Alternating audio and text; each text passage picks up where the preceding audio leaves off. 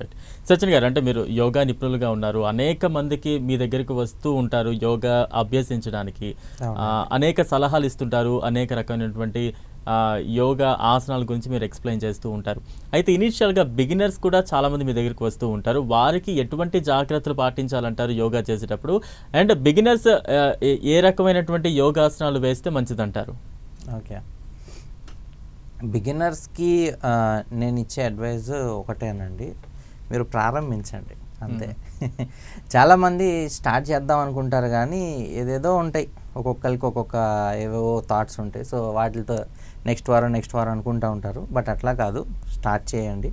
Start చేసినాక మీకు దీంట్లో అడ్వాంటేజ్ ఏంటంటే మీ బాడీ ఉంటే చాలు మీకు.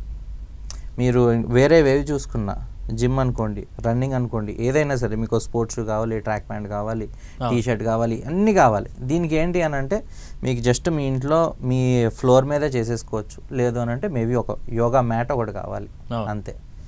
యోగా మ్యాట్ ఒకటి, హాఫ్ అన్ అవర్ టైం ఒకటి చాలండి. దాని మించి ఇంకేం అవసరం లేదు. అండ్ దీంట్లో ఏంటంటే నరాలు పట్టేసేయడాలు అలాంటిది కూడా పెద్ద ఇష్యూస్ ఉండవు కాబట్టి ఇట్స్ ఓకే, ఎవరన్నా చేయొచ్చు. 6 ఏళ్ళ నుంచి 60 ఏళ్ళ వరకు ఎవరన్నా చేసుకోవచ్చు. ఏదన్నా పర్టికులర్ ప్రాబ్లం ఉంటే మాత్రం ఒక యోగా కన్సల్టెంట్ని, ఒక యోగా గురువుని అప్రోచ్ అవ్వండి అని చెప్తాను నేను.